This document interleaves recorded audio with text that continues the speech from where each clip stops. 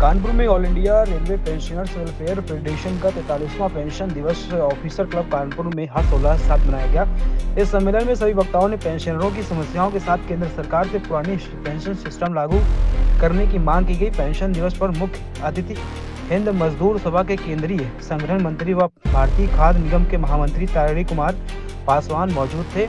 इस अवसर पर प्रयागराज AIR PWD फेडरेशन के महामंत्री योगेश ठाकुर ने फेडरेशन के महत्व के संबंध में प्रकाश डालते हुए कहा कि पेंशन कोई खैरात या ज़कात नहीं बल्कि यह पेंशनरों का संवैधानिक अधिकार है। उन्होंने युवा रेलवे कर्मचारियों को पुरानी पेंशन प्रणाली के लाभ के लिए एकजुट होकर आगे आने की प्रेरणा दी और आश्वासन दिया कि इस पुनीत कार्य हेतु अनुभवशील पेंशनर्स उनकी मदद के लिए हमेशा तत्पर रहेंगे। इतना ही नहीं, अब समय आ गया है कि सभी पेंशनरों को एकजुट होकर अपना पेंशन बचाने हेतु संघर्ष के लिए सड़क पर उतरना होगा। महामंत्री जी ने इस सभा के माध्यम से भारतीय सरकार से आग्रह किया है कि 2026 CPC के 8वें संदर्भ विषयों टर्म ऑफ रेफरेंस में 2026 से पहले पेंशन संशोधन को शामिल करें। उन्होंने आगे कहा कि सभी पेंशनरों को बिना टैक्स काटे आयकर मुक्त पेंशन दी जाए, जैसा कि सांसदों व विधायकों को दी जाती है। वरिष्ठ नागरिकों के लिए रेल किराया रियायत पहले की भांति जारी किया जाए। मैं तारिणी कुमार पासवान, हिंद मजदूर सभा के राष्ट्रीय संगठन मंत्री एवं भारतीय खाद्य निगम श्रमिक संगठन के नेशनल जनरल सेक्रेटरी, कानपुर मंडल हिंद मजदूर सभा के अध्यक्ष हूँ। आज 43वें जो है कि ऑल इंडिया रेलवे पेंशन दिवस जो है कि हमारे सारे बुजुर्गों लोगों ने मनाने का काम किया।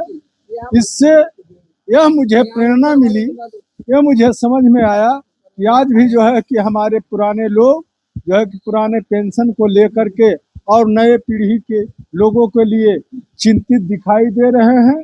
तो मैं यही कहना चाहूँगा मीडिया के माध्यम से कि हमारे जितने भी नौजवान साथी हैं, जितने भी लोग आज नौकरी में आए हैं, तो मैं समझता हूँ कि इन बुजुर्गों का जो है कि दिशा निर्देश लेकर के पूरे देश दुनिया में जो ये सरकार इन मजदूरों के साथ शोषण और पेंशन से जो मुक्त कर रही है, तो आप लोग आगे बढ़कर के इस लड़ाई को लड़े और पूरे देश में सभी बुजुर्ग और आने वाले लोगों को पेंशन मिले।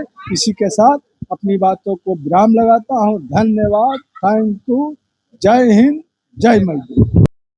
Ramashankar, all India railway bench federation जो ऑल इंडिया स्तर पर काम कर रही है, इसका मंडल अध्यक्ष हूँ।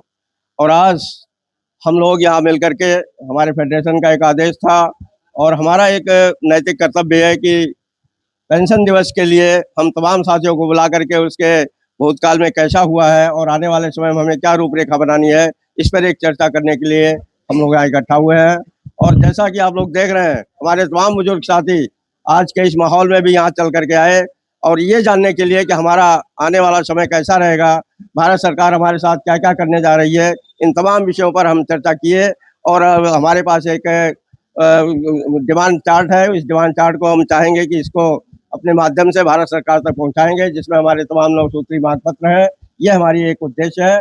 और तमाम साथी जो हमारे बुजुर्ग हैं, इनके चेहरों पर मुस्कुराहट है, इनके परिवार में खुशियां रहे, यही हम चाहने के लिए ये यहाँ इकट्ठा हुए हैं। इन शब्दों के साथ मैं अपनी बात समाप्त करता हूँ। हमारे बीच में महामंत्री जी हैं, वो अपनी बात रखने का काम करें। Yogesh Thakur, general secretary, all India retire railway men's federation, आपका प्रयागराज जोन।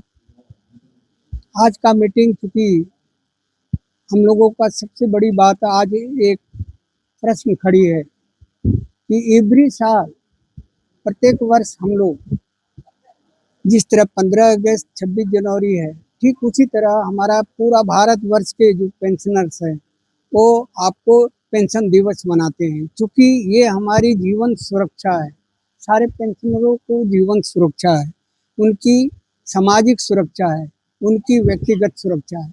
लेकिन अब सवाल ये आ गया है कि मौजूद हमारा जो पेंशनर समाज है ये किसी भी राजनीति का पक्षधर नहीं है। लेकिन सवाल इस समय है कि जो 8वां पे कमीशन है, इसमें इन्होंने 2026 से ये मौजूदा सरकार एक समस्या ले आकर खड़ी कर दी है हमारे देश के सारे पेंशनर बुजुर्ग साथियों के ऊपर कि 2026 के बाद पहले जो जितने भी रिटायर्ड हुए हैं